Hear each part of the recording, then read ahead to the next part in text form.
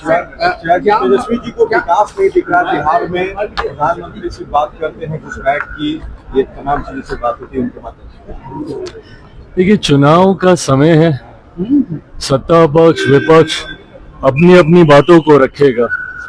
इस बात में कहीं कोई दो राय नहीं है कि जिस तरीके से बिहार में प्रधानमंत्री जी के तीसरी बार प्रधानमंत्री पद की शपथ लेने के बाद एक के बाद एक विकास की बड़ी परियोजनाओं को धरातल पर उतारा गया है, जिसमें सिर्फ शिलान्यास ही नहीं, उद्घाटन भी उसमें शामिल है। आप पटना का ही एयरपोर्ट देख लीजिए, जहाँ पे हम लोग खड़े हैं, कल पूर्णिया का एयरपोर्ट, एम्स हो, अलग अलग क्षेत्र से जुड़े हुए छोटी बड़ी तमाम परियोजनाओं को इस सोच के साथ कि किस तरीके से बिहार को एक विकसित राज्य बनाया जा सके। अब ऐसे में अगर विपक्ष को ये सारी बातें नहीं दिखती और उनको सिर्फ भ्रमित करने वाले मुद्दों को ही जनता के बीच लेकर जाना है, एसआईआर का मुद्दा हो, संविधान का हो, यही सारी बातों को अगर उनको जनता के बीच लेकर जाकर उन्हें भ्रमित करने का ही कार्य करना है, तो ये विपक्ष की सोच हो सकती है। और इसी नकारात्मक सोच ने बिहार का नुकसान किया। बहरहाल एनडीए के तमाम दल एक सकारात्मक सोच के साथ बिहार को विकसित राज्य बनाने के लक्ष्य के साथ हम लोग आगे बढ़ रहे हैं। अब जिसको जो कहना है वो कहे।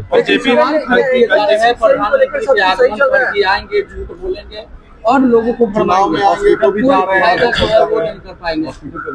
देश के प्रधानमंत्री हैं वो, आप उनकी नीतियों से सहमत असहमत हो सकते हैं, पर प्रधानमंत्री को इस तरीके से झूठा कहना, प्रधानमंत्री के बारे में अब शब्दों का इस्तेमाल करना, चोर चोरी जैसे शब्दों से उन्हें घेरना, मैं नहीं मानता कि उचित है। बहरहाल जनता ने हर बार जवाब देने का काम किया है।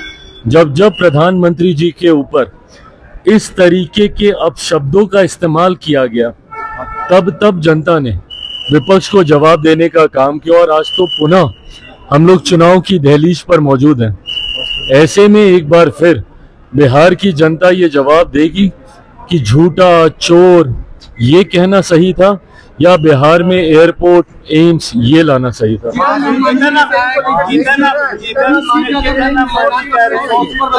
रहे हैं कि 20 सीट नहीं मिला तो 100 सीटों पर लड़ेंगे, क्या चाहिए?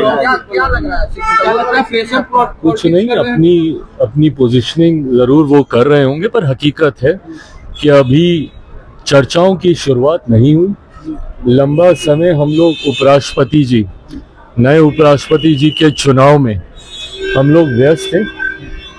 अब जबकि नए उपराष्ट्रपति जी ने शपथ ग्रहण करके अपना कार्यालय और अपना कार्यभार संभाल लिया है, मैं मानता हूं कि अब औपचारिक तौर पर जल्द चुनाव को लेकर, सीटों के बंटवारे, सीटों के चयन को लेकर अब चर्चा की शुरुआत शुरू होगी। ऐसे में मुझे लगता है कि इन एंटिसिपेशन ये कहना कि ये मिलेगा तो ये करेंगे, ये मिलेगा वो करेंगे, ये वो अपनी पोजीशनिंग के हिसाब से कर रहे हैं। अधिकार यात्रा के बाद तेजस्वी यादव अधिकार यात्रा पर जा रहे हैं, जहानाबाद से उनकी यात्रा की शुरुआत होगी, आप कैसे देखते हैं? शुभकामनाएं। बस इतना ध्यान रखें कि फिर किसी की माँ बहन को उनकी यात्रा में गाली ना दी। वोट अधिकार यात्रा में उनको अहमियत नहीं मिली, इस वजह से अधिकार यात्रा निकाल रहे हैं। जिस तरीके से उन्होंने किसी दूसरे के पीछे, और वो भी एक ऐसी पार्टी जो पूरी तरीके से कम बिहार में अपना जनाधार खो चुकी है, कांग्रेस के नेता के पीछे वो चलते दिखे, और जिस तरीके से हर जगह उनको साइडलाइन किया गया, उनके लिए गाड़ी तक वो चला लिए, पर उसके बाद भी उनके चेहरे को कांग्रेस के क्या नेता प्रतिपक्ष के द्वारा उनके चेहरे को मुख्यमंत्री पद के लिए घोषित नहीं किया गया। संभवतः ये कारण हो सकता है कि अब वो पुनः एक बार फिर अपना वर्चस्व दिखाने के लिए या अपनी पोजीशनिंग के लिए एक और यात्रा पे निकल। भारत पाकिस्तान का मैच हो रहा है एशिया कप में, और लेकिन लगातार विधानसभा का चुनाव कर सकते हैं, वोट कर रहे हैं। भाई ये सारी बातें पहले पार्टी के भीतर एक बार चर्चा हो जाए, क्यों नहीं लड़ सकते भैया? अगर राष्ट्रीय अध्यक्ष के बारे में चर्चा हो सकती है तो पार्टी के इंडिया सांसद। पाकिस्तान के बीच एशिया कप का मैच चल रहा है आज, और लेकिन सवाल खड़े किए जा रहे हैं कि पहलगाम की घटना हुई और उसके बाद भारत मैच खेल रहा है पाकिस्तान से, कैसे देखते हैं आप?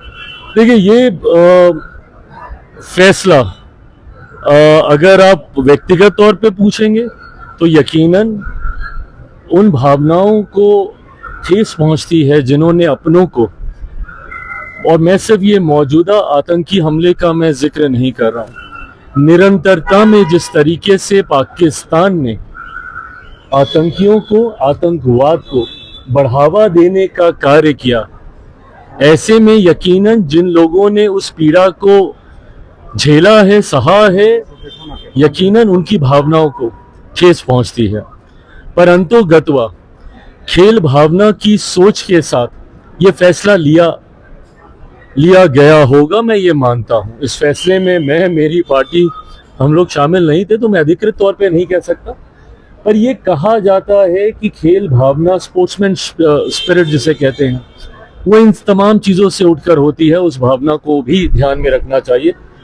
और कुछ ऐसी चीजें हैं जिनको सरहदों में नहीं बांधा जा सकता है, संगीत हो, कला का क्षेत्र हो, इन सारी बातों को। पर हाँ, अगर ऐसे में किसी भी भारतीय की भावना आहत होती है, उसको ठेस पहुंचती है, तो यकीनन इस खेल से जुड़े हुए नीति निर्माताओं को उस भावना का भी ध्यान जरूर रखना चाहिए। आप लोग सीटों को लेकर बातचीत कर रहे हैं, किस सीटों पर लड़िएगा आप लोग? आप लोग कोई ऐसा नया जवाब नहीं है जो मैं आपको इस सवाल का दूंगा।